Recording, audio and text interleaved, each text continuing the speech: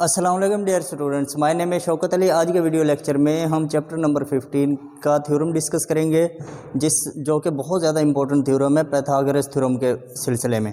देखें, वो कहता है कि थ्योरम की स्टेटमेंट में इन ए राइट एंगल ट्राइंगल, यानी कि एक राइट एंगल होनी चाहिए। आपको पता है कि राइट एंगल वो होती है जिसमें एक एंगल राइट होता है, यानी कि 90 डिग्री का एक एंगल होता है। उसको फिर ऐसी ट्राइंगल को जिसमें एक एंगल 90 डिग्री का हो, उसको हम राइट एंगल ट्राइंगल कहते हैं। The squares of the length of the hypotenuse, यानी कि जो हमारे पास तीन साइडें होती हैं, उसकी बेस, हाइपोटेनियस, परपेंडिकुलर, जो उसकी हाइपोटेनियस होगी उसका जो स्क्वायर है is equal to the sum of the squares of the length of the other two sides, यानी कि जो हाइपोटेनियस का स्क्वायर है वो इक्वल टू होगा sum of other two sides of the square, यानी कि जो हमारे पास बेस है उसका भी स्क्वायर आएगा, परपेंडिकुलर का भी स्क्वायर आएगा। उन दोनों को ऐड करें तो वो इक्वल टू हाइपोटेनियस के स्क्वायर के इक्वल आ जाते हैं। इस सिलसिले में एक हमें ट्रायंगल दी गई है। ट्रायंगल जो हमारे पास है वो है जी ए बी एंड सी। ये ट्रायंगल हमने बनानी है ए बी सी। उसके बाद हम क्या करेंगे, सी पर एक 90 एंगल बनाएंगे, यानी कि सी पर एक परपेंडिकुलर ड्रा करेंगे जो कि डी पर मीट करता है। तो डी से जब हम परपेंडिकुलर ड्रा करेंगे तो डी पर दोनों एंगल हमारे पास, ये वाला भी और साथ ये वाला भी, दोनों हमारे पास 90 एंगल के बन जाएंगे। और अगर हम इस पे ज़रा गौर करें तो हमारे पास दो ट्राइंगल बन जाएंगे। एक ट्राइंगल अंदर ये वाली होगी जिसको हमने 1 का नाम दिया हुआ है, दूसरी ट्राइंगल ये है जिसको 2 का नाम दिया हुआ है, और इसके अलावा तीसरी ट्राइंगल हमारे पास ये खुद एक कंप्लीट जो ट्राइंगल है ए बी सी की फॉर्म में। इस ट्राइंगल में जो हमारे पास ए के अपोजिट साइड है उसको स्मॉल ए का नाम दिया है, बी के जो अपोजिट साइड है उसको बी का नाम दिया है, जबकि सी के जो अपोजिट है यानी कि ए से बी उसको सी का नाम दिया हुआ है।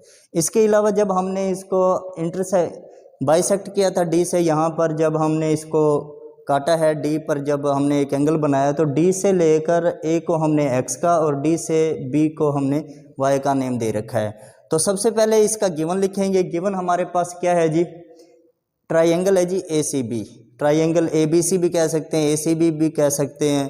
तो ए सी बी जो हमारे पास ट्राइंगल है ये राइट एंगल ट्राइंगल है। राइट एंगल ट्राइंगल इस वजह से क्योंकि इसका एंगल एक जो है वो 90 है, यानी कि एंगल सी को हमने कह दिया ये वाला एंगल जो है ये 90 का है। इसके अलावा जो हमारे पास बी सी है वो इक्वल टू ए है, क्योंकि हमने कहा है कि बी से सी ये ए के इक्वल है, जो कि इस कैपिटल ए के अपोजिट है।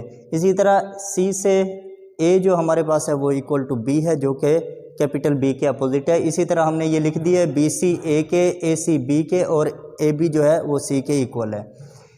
प्रूव क्या करना है, प्रूव ये करना है कि जो हमारे पास सी स्क्वायर है यानी कि हाइपोटेनियस का स्क्वायर है वो is equal to base square plus perpendicular के स्क्वायर के इक्वल है। जो हमने दो ट्राइंगल बनाई है यहाँ पर छोटी छोटी, उनको हमने दोबारा यहाँ पर भी बनाया है, यानी कि एक ट्राइंगल है ए सी डी, उसको हमने यहाँ पर बना दिया। जो दूसरी ट्राइंगल है बी डी सी, उसको हमने यहाँ पर बना दिया। तो दोनों ट्राइंगल को हमने अलग-अलग से भी मेंशन कर दिया है। और इन ट्राइंगलों में हमने ये भी बताया दे कि ए से डी जो है हमारे पास एक्स है, ए से सी जो है हमारे पास बी है, इसी तरह बी से सी जो है ए है, और बी से डी हमारे पास वाई, और डी से सी जो है एच है, जो कि यहाँ पर भी हमने मेन ट्राइंगल में भी मेंशन किए हुए हैं। उसके बाद है जी हमारे पास कंस्ट्रक्शन। कंस्ट्रक्शन में हमने क्या किया जी, सी डी एक परपेंडिकुलर लिया। ये देखें ये सी डी परपेंडिकुलर, इसको डॉटेड लाइन में शो करना है। जो हमारे पास कंस्ट्रक्शन होता है वो हमेशा डॉटेड लाइन में आता है। तो डी से जो सी परपेंडिकुलर हमने ड्रा किया है ये डॉटेड फॉर्म में आना चाहिए। परपेंडिकुलर फ्रॉम द सी, जो कि सी से लिया गया ऑन ए बी के ऊपर। लेट कर लेते हैं कि जो सी डी है हमारे पास एच है। इसके अलावा जो हमारे पास लाइन सेगमेंट सी डी है वो स्प्लिट्स कर देता है इस ट्राइंगल को, यानी कि जो सी डी है वो इसको दो ट्राइंगलों में मजीद में काट देता है, जिनको हमने अलग-अलग भी बनाया है। उसके बाद देखिए अब बारी है जी हमारे पास प्रूफ की। प्रूफ में दो चीज़ें आ जाती हैं, एक कंस्ट्रक्शन, एक हमारे पास स्टेटमेंट होती है, दूसरी रीजन्स होती है। जो हमारे पास स्टेटमेंट है उसमें हमने लिखा कि ए डी सी जो ट्राइंगल है उसका कंपैरिजन करना है ए सी बी ट्राइंगल से, यानी कि ए डी सी ये वाली जो ट्राइंगल है इसका होल ट्राइंगल यानी कि ए बी सी के साथ हम कंपैरिजन कर रहे हैं। वो कंपैरिजन कैसे है जी, एंगल ए तो एंगल ए के इक्वल है। एंगल ए जो है यहाँ पर ये देखें, एंगल ए दोनों का में पाया जाता है। जब हम ए डी सी ट्राइंगल लेंगे तो भी उसमें ए है, जबकि ए बी सी लें तो भी इसमें ए है, ये कॉमन है। इसके अलावा जो है आपको पता है कि जो डी एंगल है और सी एंगल है ये दोनों हमारे पास 90 के हैं। ये देखें जी, ये जो एंगल हमने बनाया था ये 90 के बनाया हुआ, इस तरफ भी 90 है, दूसरी तरफ भी 90 है, जबकि ये वाला सी पहले से ऑलरेडी राइट एंगल है, यानी कि जो है 90 का, क्योंकि ये हमने गिवन में भी लिखा है। उसके बाद हमने लिखा कि सी एंगल जो है वो बी एंगल के भी कांग्रेंट है। जो हमारे पास ये वाला सी एंगल है ये बी एंगल के भी क्या होगा जी, कांग्रेंट होगा। तो कांग्रेंसी ऑफ द 3 ट्राइंगल, क्योंकि हमारे पास 3 एंगलों में कांग्रेंसी आ रही है, कांग्रेंसी मतलब सिमिलर आ रहे हैं, तो हम कह सकते हैं कि दोनों ट्राइंगल सिमिलर हैं। अगर 2 ट्राइंगल सिमिलर हों तो उसके अंदर हमने कहा था कि एक प्रोपोर्शनैलिटी भी पाई जाती है।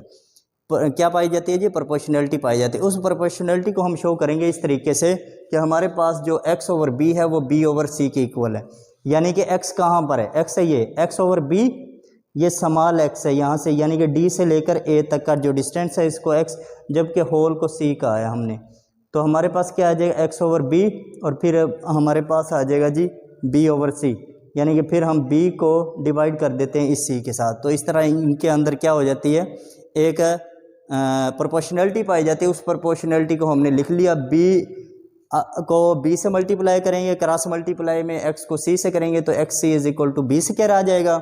इसी तरह से जब हम इस c को डिवाइड करते हैं तो x is equal to b square over c square आ जाता है। तो यहाँ पर क्या होगा जी, हमारे पास ये आ जाएगा x is equal to b square over c square, इसको हमने 1 का नाम दिया। इसी तरह से हम सिमिलरली एक और जो है कंपैरिजन करते हैं, वो है जी ट्राइंगल BDC का BCA के साथ।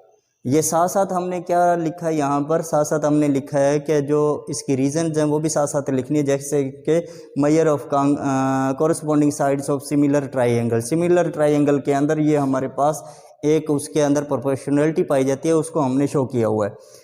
जो ट्राइंगल है BDC उसका अब हम सेम इसी तरह से जब शो करेंगे BCA के साथ, तो उसमें एंगल B के कांग्रेंट आ जाएगा। इसी तरह से जो D एंगल है वो C एंगल के कांग्रेंट आ जाएगा। सेम इसी तरह से C एंगल जो है वो A एंगल के कांग्रेंट हो जाएगा। तो जिस तरह इन दोनों में सिमिलरिटी पाई जाती है तो ये दोनों भी सिमिलर हो जाएगा। जो सिमिलरिटी होती है वो जो है इक्वल नहीं होती, यानी कि हम कह सकते हैं कि सिमिलर का मतलब ये होता है कि एक ट्राइंगल दूसरी ट्राइंगल जैसी है, इक्वल नहीं है। अगर इक्वल हो तो फिर वो उसमें कांग्रेंट भी आ जाता है। तो दोनों ट्राइंगल हैं तो एक जैसी, लेकिन छोटी और बड़ी हो सकती हैं। दोनों ट्राइंगल में सिमिलरिटी है, यानी कि एक जैसी है, जो हमारे पास BDC ट्राइंगल है और BCA ट्राइंगल है। अगर दोनों सिमिलर हैं, जिस तरह ये दोनों सिमिलर हुआ था, तो उनके दरमियान भी क्या होगा, प्रोपोर्शनैलिटी पाई जाएगी, जैसे कि इनमें प्रोपोर्शनैलिटी थी। उसकी प्रोपोर्शनैलिटी को जब हम लिखेंगे तो वो आ जाएगा, यहाँ पर आया था x, इधर आ जाएगा y over a is equal to a over c। जब हम इसको क्रॉस मल्टीप्लाई करेंगे तो y c is equal to a square, फिर c को डिवाइड करेंगे तो जिस तरह यहाँ पर x is equal to b square over c आया था, इस तरह यहाँ पर y is equal to a square over c आ जाएगा। तो इसको कह देंगे ओकेयन 1 और इसको कह देंगे 2, ये दोनों ओकेयन। इनको अब हम क्या करते हैं, ऐड कर लेते हैं, क्योंकि हमें पता है ऐड किस तरह करेंगे। हमें पता है कि ये y है, ये जो b से d है ये y है, और इसी तरह d से a जो है x है। y प्लस x करें तो ये होल जो है c के इक्वल है, तो x plus C is equal to X plus Y is equal to हमारे पास क्या है जी, c के इक्वल है। y की जगह इसकी value a square over c square, x की जगह इसकी value b square over c put करेंगे तो a स्क्वायर ओवर c आ जाएगा, b स्क्वायर ओवर c आ जाएगा, इक्वल टू c आ जाएगा। ये जो c है ये डिनोमिनेटर में है, इसको कैंसिल करने के लिए हम c को on the both side multiply करेंगे। जब c को on the both side multiply करेंगे तो हमारे पास a square plus b square is equal to c square आ जाता है, जिसको हम ऐसे भी लिख सकते हैं कि c square is equal to a square plus b square. इसका मतलब क्या हुआ कि हमारे पास जो हाइपोटेनियस का स्क्वायर है वो is equal to base square plus perpendicular square है, जिसको हम पैथागोरस थ्योरम कहते हैं। पैथागोरस, ये जो स्टेटमेंट दी गई है ये पैथागोरस थ्योरम की। अगर सवाल आ जाए right the statement of Pythagoras theorem, तो ये वाला जो स्टेटमेंट दी गई यही लिखनी होती है। ये बहुत ज़्यादा इंपॉर्टेंट है स्टूडेंट। उम्मीद है कि आज का वीडियो लेक्चर आपको समझ आया होगा।